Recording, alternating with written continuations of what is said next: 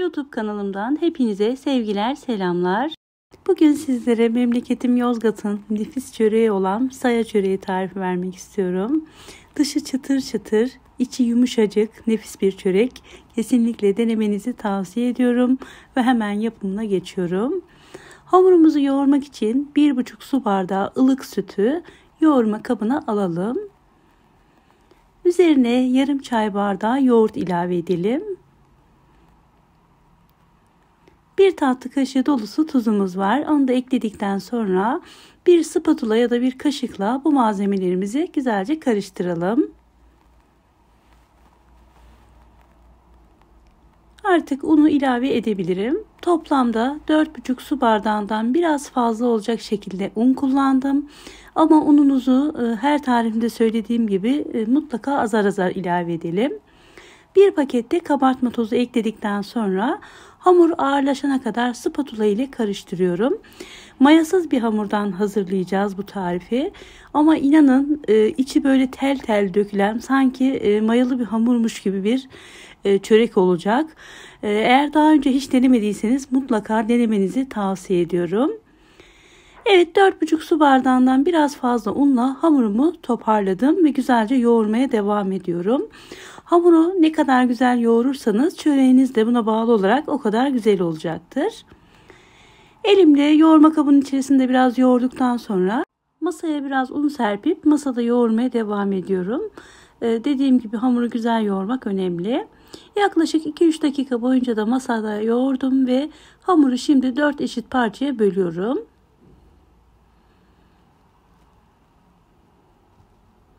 Bölmüş olduğum hamurlarımı beze haline getirip bir 10 dakika kadar dinlendireceğim. Bu şekilde daha güzel açılacaktır hamurunuz.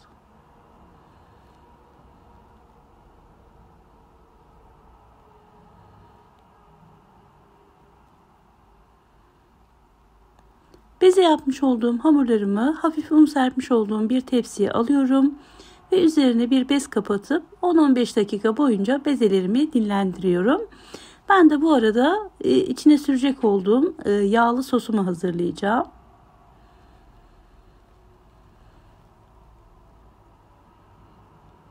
Bunu bir kenara kaldırıyorum ve yaklaşık 100 gram tereyağını uygun bir tavanın içerisine aldım ve erimesini sağlayacağım. Eridikten sonra artık ocağın altını kapatıp üzerine yarım çay bardağı da sıvı yağ ilave edeceğim.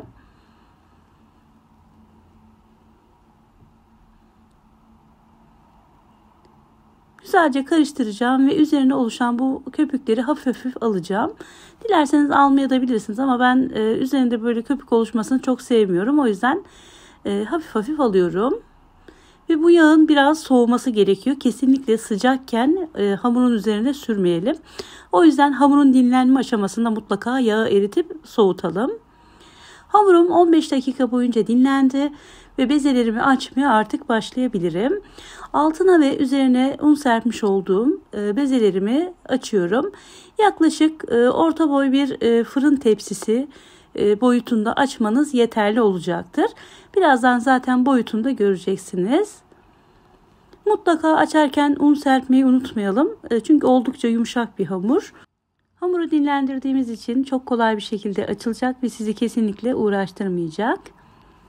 Evet, ilk hamurumu yeteri kadar açtım. Bir tane yağlı kağıdın üzerine açmış olduğum hamurumu yerleştireceğim. Mutlaka yağlı kağıt kullanalım. Aksi takdirde tezgahınıza yapışabilir ve rahat bir şekilde açamazsınız. Çünkü bunu bir açma işlemi daha olacak. Şimdi ilk açmış olduğumuz hamurun üzerine kenarda soğumuş olan tereyağlı karışımdan bolca sürelim. Daha önce söylediğim gibi eritmiş olduğunuz tereyağı kesinlikle sıcak olmasın. Bu şekilde hamuru pişirir ve ortaya hiç güzel bir şey çıkmaz. O yüzden mutlaka tereyağının soğuması gerekiyor. Bir fırça yardımıyla üzerine bu şekilde bolca sürelim. Her katın arasını bu şekilde tereyağıyla yağlayacağız ve kat kat efsane bir çörek olacak. Bu ilk katımız. Hemen bunu kenara alıyorum ve diğer hamurlarımı açmaya devam ediyorum.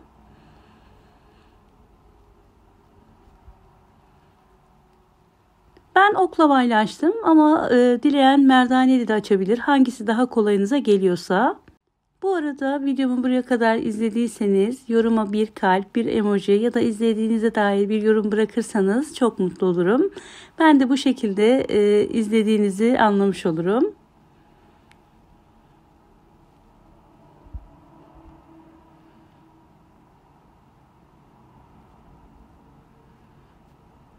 Evet, bu da ikinci hamurumuz. Yine tepsi büyüklüğünde hamurumu açtım. Ve artık birinci bezenin üzerine bunu yerleştirebilirim.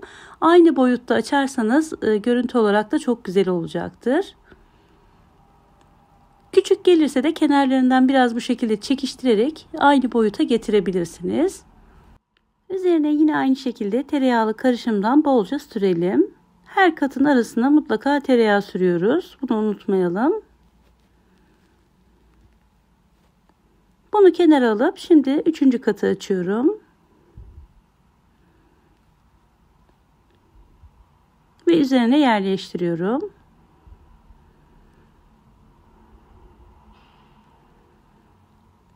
Aynı boyutta olması önemli. Görüntü açısından çok daha güzel olacaktır.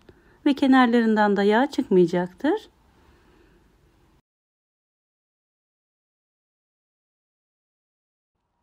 Son dördüncü katı da artık açtım ve hamurlarımın üzerine yerleştirebilirim.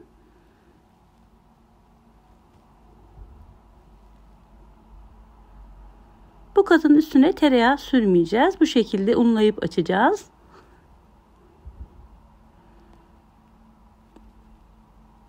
Kenarlarını güzelce kapattıktan sonra yağlı kağıdın üzerinden alacağım ve tezgahımın üzerinde biraz açacağım. Açarken altına ve üzerine mutlaka hafif hafif un serpelim ki tezgaha yapışmasın. Birazcık daha incelteceğiz ve büyüteceğiz hamurumuzu. İster merdaneyle isterseniz oklava yardımıyla bu işlemi yapabilirsiniz.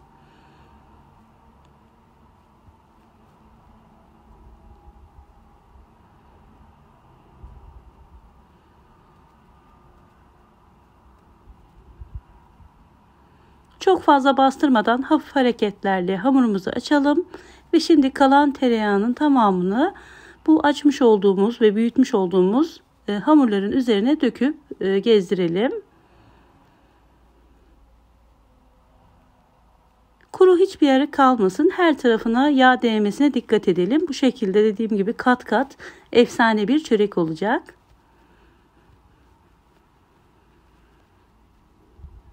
Hamurun tamamı kamerada gözükmemiş. Bu şekilde bayağı bir büyük oldu. Şimdi kenarından başlayarak rulo şeklinde hamurumuzu saralım.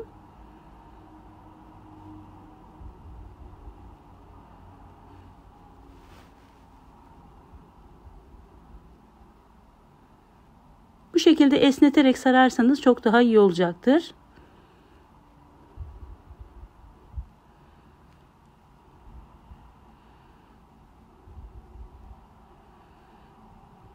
Evet, hamurumu bu şekilde rulo halinde sardım ve yine hafif esnettikten sonra gül böreği şeklinde sarıyorum ve uç kısmında altına yerleştiriyorum.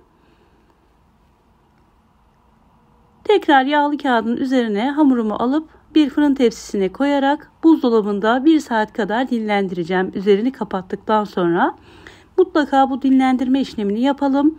Bu şekilde içindeki tereyağı donacak ve tekrar bir daha açma işlemi yapacağız. Bu açma işlemini yaparken tereyağı donduğu zaman çok daha güzel bir şekilde şekil vereceğiz. Evet, şimdi üzerine temiz bir bezle kapatıp buzdolabında 1 saat dinlenmeye alıyorum hamurumu.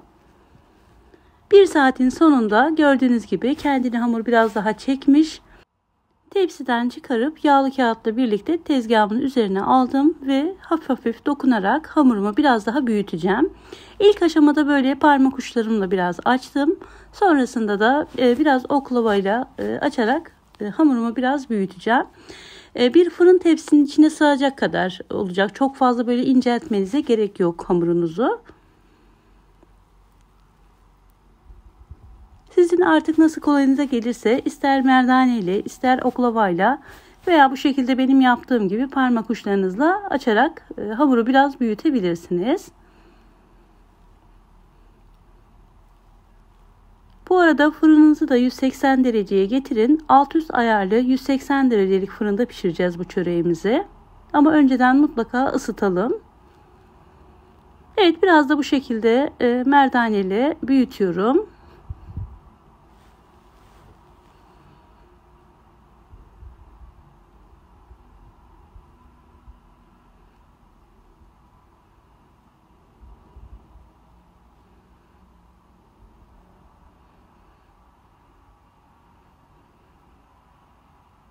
Evet, artık tepsiye girmek için hazır. Bu boyut yeterli benim için. Şimdi dikdörtgen bir fırın tepsisine yağlı kağıtla birlikte hemen alıyorum.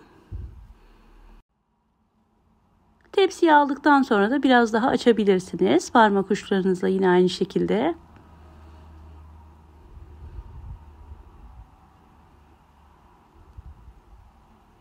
Şimdi üzerine bir tane yumurtanın tamamını kırıyorum ve bunu bolca süreceğim üzerine. Bu şekilde yumurtanın tamamını sürerseniz çok daha güzel oluyor. Ama dileyen sadece yumurta sarısını da sürebilir tabii ki. Ama bu şekilde mutlaka deneyin, çok güzel oluyor. Bu şekilde karıştırdıktan sonra bolca üzerine bir fırça yardımıyla sürüyorum.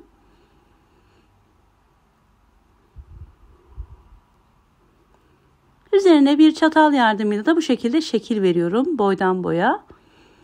Piştiği zaman bu şekil kaybolsa da yine de yapmak istedim. Orijinali bu şekilde çünkü.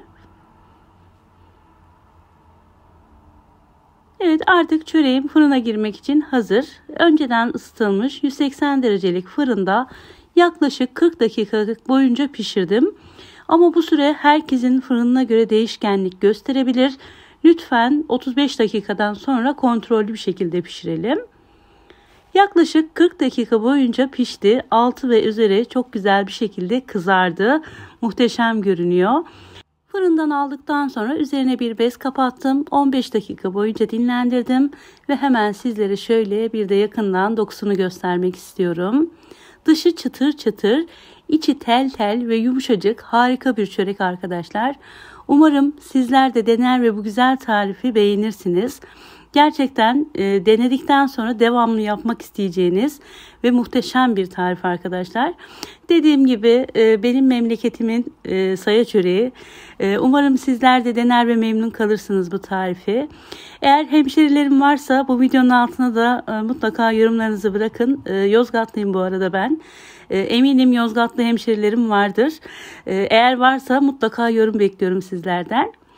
Evet, çöreğimizin son hali de bu şekilde. Umarım beğenmişsinizdir. Eğer beğendiyseniz beğeni tuşuna basmayı, yorum bırakmayı ve arkadaşlarınızla paylaşmayı unutmayın lütfen. Yepyeni tariflerimde ve videolarımda görüşmek üzere. Allah'a emanet olun. Hoşça kalın.